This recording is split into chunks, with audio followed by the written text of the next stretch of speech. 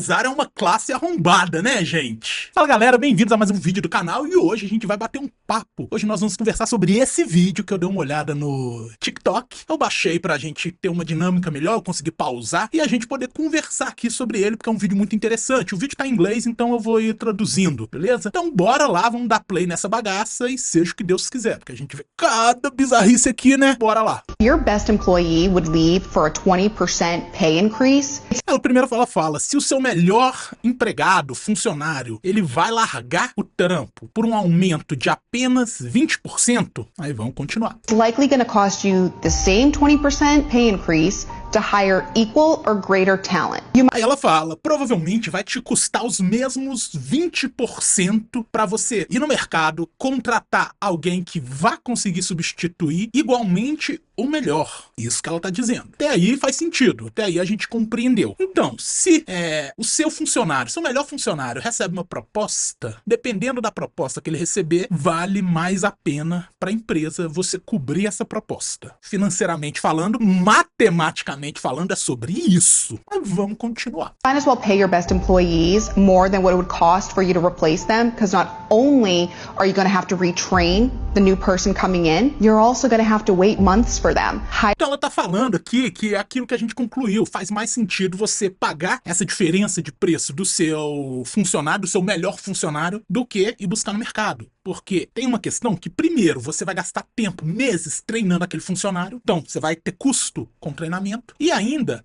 vai demorar tempo para você achar aquele funcionário que vai substituir um talento, o melhor talento. Ou vamos ser muito sinceros, um talento importante. Aqui eu tô fazendo uma interpretação mais aberta. Alguém talentoso na sua empresa, um funcionário que entrega bem, um funcionário que demonstra valor, sabe? É sobre isso que a gente tá falando. Então, continuemos. Hiring top talent takes months. The average, I think, is now like 4 to 6 months to be able to hire someone for your team. So why not just keep your best employees happy by paying them more than what it would cost to replace them? Então, aí ela chega numa conclusão, ela falando que contratar talento, contratar qualidade, demora de 4 a 6 meses para você conseguir encontrar e contratar aquela pessoa. É muito mais inteligente, é muito mais honesto, intelectualmente falando, você cobrir o salário do que você demitir ou deixar ele ir embora e buscar alguém no mercado, porque o tempo também é dinheiro, então o custo final acaba sendo maior. É mais ou menos isso que a moça tá dizendo, é isso que ela tá inferindo. E, gente, vamos trocar uma ideia sincera em relação a isso? Deixa eu voltar aqui. Vamos trocar uma ideia sincera em relação a isso. De fato, essa moça, ela tá muito correta, porque ela faz uma análise financeira da situação, sabe? Só que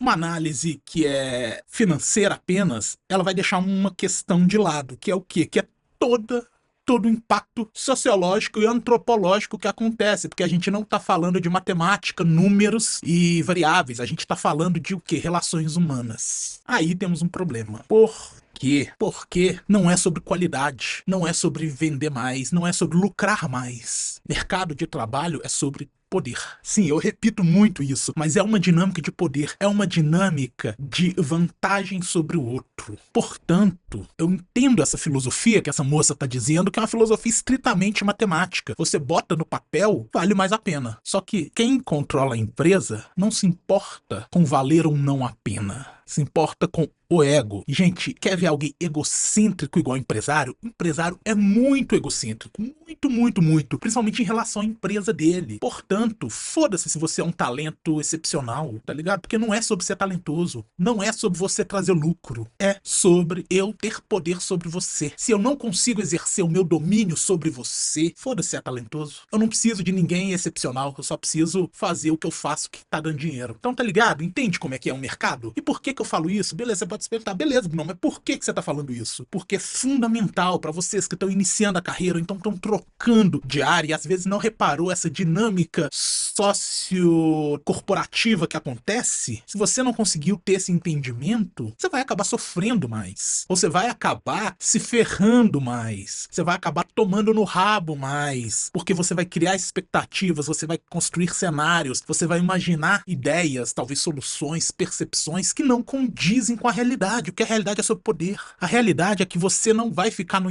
emprego simplesmente por ser bom. Você vai ficar se o chefe gosta de você. E nesse caso, você pode até ser ruim. Você pode ser um péssimo funcionário. Se você sabe fazer o jogo do puxa-saco, você tá garantido. Porque não é sobre qualidade, é sobre poder. Não é sobre a empresa lucrar mais. Não é sobre isso. É sobre poder. É sobre domínio. É sobre controle. É sobre eu poder controlar você. E esse ponto do poder, ele esbarra muito na questão que a gente gosta bastante, nós desenvolvedores, que é a tal do home office. Por que você acha que o home office está diminuindo cada vez mais? Porque não é sobre produtividade, que foi comprovado através de estudos acadêmicos, científicos, que as empresas tiveram aumento de produtividade ao adotar o home office e teve redução de custo. Ou seja, foi só coisa boa home office para a empresa. Só que não é sobre custo, não é sobre lucro, não é sobre isso, é sobre poder. Você acha que o home office está acabando por conta de quê? Eu vejo dois motivos fundamentais. Um, que é poder. Eu, com meu funcionário lá, eu controlo melhor ele.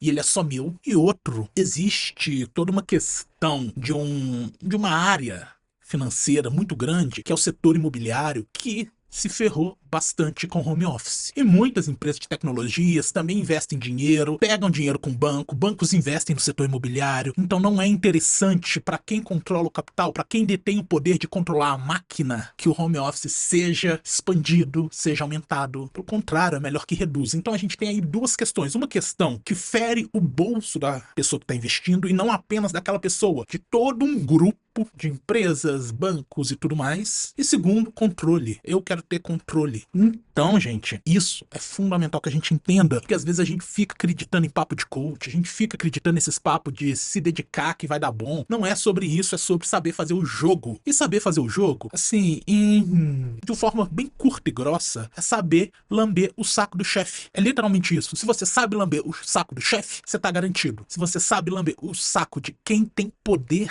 você tá garantido. Não é sobre conhecimento. Lógico, conhecimento auxilia você a conseguir chegar numa empresa interessante, mas é sobre relacionamento, é sobre pessoas. E ser sobre pessoas é sobre você compreender que você precisa de uma máscara social para lidar ali e conseguir lidar com pessoas, mesmo que você não goste de conversar, você precisa fazer um social para interagir com as equipes. É sobre isso, mas também é sobre entender a dinâmica de poder que acontece no ambiente e saber se colocar na posição mais favorável, que é o quê? Mamando, lambendo o saco do chefe. Literalmente isso. Sei que essa cena foi grotesca pra vocês verem, mas é a realidade. Não tem como a gente fugir disso. Infelizmente. Eu gostaria que fosse por mérito, porque a meritocracia não existe, mas o mérito existe. E sim, eu gostaria que fosse por mérito, mas não é. O mérito, nesse caso, ele vai estar incluso onde? Em você saber ler o ambiente e se colocar na posição mais favorável para você, que é aquela que você massageia muito bem as bolas do seu chefe. Tá ligado? Hoje o vídeo vai ser meio curto, eu gostaria de falar apenas isso. Não tenho mais o que aprofundar. Mercado de trabalho é filha da puta mesmo. E isso não é apenas pra TI, gente. Isso é em qualquer área, não é só no desenvolvimento. Na programação, a gente ainda tem uma flexibilidade maior em relação a home office, que dificilmente vai acabar totalmente. Mas entenda que não é sobre qualidade técnica, é sobre poder,